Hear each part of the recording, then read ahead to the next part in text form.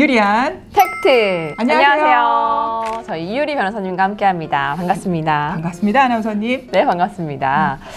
이제 오늘 주제는요, 미국의 과세 제도와 증여세에 대해서 알아볼 거예요. 이 부분에 대해서 사실 요즘 뭐 관심도 많이 있으시죠? 네, 맞아요. 전 세계에서 증여랑 상속세가 제일 높은 나라가 어느 나라인지 혹시 아시나요? 우리나라인 거 아닐까요? 1위가 일본입니다. 아, 일본이요? 네, 최대 55%고요. 2위가 한국으로 50%입니다. 근데 그 벤저민 프랭클린이라고 미국 건국의 아버지, 그분은 1700년대 사셨거든요. 네. 그분이 한 말이 있어요.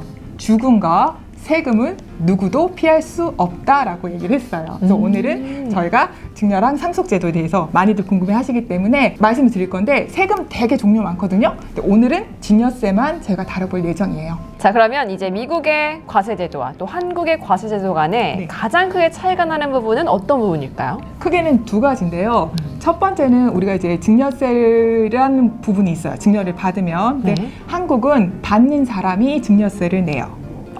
근데 미국은 주는 사람이 증여세를 냅니다. 이게 기본이에요. 그리고 두 번째는 한국은 이제 부부끼리 증여를 줄 때 10년 동안 한도를 정해놓고 세금을 매기지 않아요. 그 한도가 얼마일까요?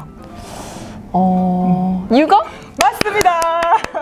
6억이에요. 미국의 경우는 시민권자 이상 부부라면 그 한도가 없어요. 6억이란 한도가 없이 무제한으로 증여하실 수가 있습니다. 그런데 이제 증여자가 미국 시민이나 미국 세법상 거주자인 경우에는 전 세계 모든 재산에 대해서 증여세 보고 및 납세 의무가 있습니다. 만약에 그 증여자가 미국 비거주자라고 한다면 미국 내 소재하거나 미국 내 관련된 재산만 증여했을 때 납세 의무가 있다고 보시면 되세요. 그러면은 미국에 거주하는 사람이 네. 미국이 아닌 다른 나라에 있는 재산을 증여했을 때는요? 그럴 때는 미국과 관련 있는 자산, 걔만, 그것만? 네, 그거만 이제 납세 의무가 있으신 거예요. 자, 퀴즈 한번 가겠습니다. 미국에 탐 아저씨가 있는 거예요. 탐 아저씨가 저랑 우리 아나운서님한테 각각 60억씩 증여를 줬다고 생각을 해요. 세금 이슈는 어떻게 될까요? 세금은 탐 아저씨가 낼까요? 아니면 한국에 있는 우리가 낼까요? 일단 주신 분이 그렇죠. 내가 주겠다 했으니까 당연히 세금 내셔야 되지 않을까요? 저도 그랬으면 좋겠는데 한국 세법상 그렇지가 못합니다. 전 세계에서 증여받은 재산에 대해서 우리가 한국에 거주하고 있다면 한국의 증여세 납세 의무가 있습니다. 그러면은 증여를 받았는데 약간 수증세 같은 개념인 거네요. 이게 증여세인 거죠. 그렇군요. 이번에는 미국의 증여 공제 제도에 대해서 알아보겠습니다. 네. 이건 왜 중요한가요? 한국이 너무 높다 보니까 많은 분들이 미국 가면 우리 증여세 안 내도 된다 이렇게 생각하시는 분들이 의외로 되게 많으세요. 네. 근데 그렇지 않아요. 미국도 국세청이 있는 나라입니다. 그래서 미국은 어쨌든 한국보다는 증여세 이런 부분이 조금 낮긴 한데 그래도 주의 깊게 아셔야 되는 것이 두 가지 사항이에요. 첫 번째는 증여를 할 때 연간 어떤 금액을 정해놓고 그 금액만큼은 저희가 이렇게 증여세 이슈가 없어요. 보고 의무도 없으세요. 그거를 저희가 첫 번째로 연간 증여세 면제액이라고 해요. 연간 증여세 면제액. 네. 그리고 두 번째는 통합세 공제라는 게 있는데 얘도 금액이 정해져 있어요. 얘는 연간은 아니고 평생 라이프타임에서 그 금액만큼은 면세인 거예요. 그러면 우리가 이제 연간 증여세 면제액에 대해서 이제 말씀을 드릴 텐데요. 네. 연간 증여세 면제액의 금액은 예를 들어 한 사람이 다른 사람한테 줄 때 15,000불까지는 증여세 금 없고요. 보고 의무가 없게 되는 거예요. 네, 15,000불까지 연간으로요? 네, 근데 네. 그게 한 사람이 다른 사람한테 줄 때 그게 한도래서 예를 들어서 내가 한 사람뿐만 아니라 뭐 3명한테 줄 수도 있잖아요. 네. 그럴 때는 15,000불, 15,000불, 15,000불 이렇게 주실 수가 있는 거예요. 100명한테 주게 된다면 1인당 15,000불만 그 사이에서 하게 된다면 연간 증여세 면제액 거기에 포함되시게 되는 거예요.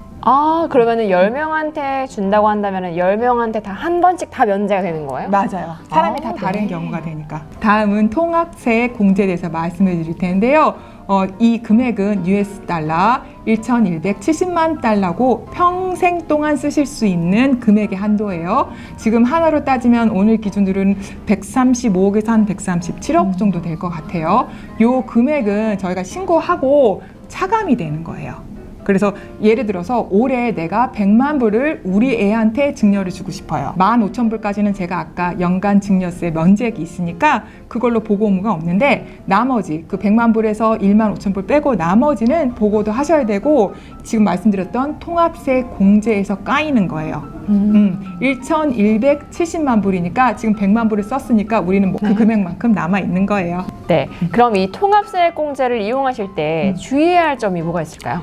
미국은 기본적으로 상속세랑 증여세를 제가 아까 말씀드렸던 요 금액 1,170만 불 사이에 세결을 보려고 해요. 그래서 증여랑 상속이랑 이 금액 안에서 면세 범위거든요. 근데 내가 증여를 주고 상속하는 부분이 이 통합세 공제를 넘게 되면 내셔야 돼요.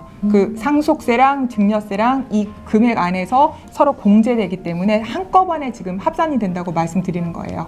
자, 그럼 마지막으로 한국이나 미국에서 증여가 이루어질 때 한번 어떻게 좀 알아보면 좋을지 정리를 해주실까요? 한국이랑 미국이랑 저희가 이제 증여가 이루어지실 때 영주권자, 미국 영주권자이신 분들은 굉장히 유의를 하셔야 돼요. 왜냐하면 영주권자는 한국 국적자면서 미국에 영주할 권리를 받는 거라서 어디에 거주하시고 있는지에 따라서 세법 적용이 달라져요. 한국에 거주하고 계시면 한국세법, 미국에 거주하고 있으면 미국세법이거든요. 그리고 물건지 소재지에 따라도 달라요. 뭐 물건이 한국에 있는 경우인지 아니면 미국에 있는 경우인지 저희가 증여를 주시는 분이 한국에 계신 분인지 아니면 미국에 거주하고 계신 분인지 이거에 따라 다르기 때문에 주의하셔야 돼요. 네, 그래서 이렇게 되면은 뭐 세법 적용이 달라질 수 있기 때문에 여러분들께서도 회계 전문가와 논의하시면 더 정확할 수 있을 것 같고요. 또 궁금하신 점은 댓글로 남겨주시면 저희가 또 다음에 주제로 다룰 수 있도록 노력해 보겠습니다.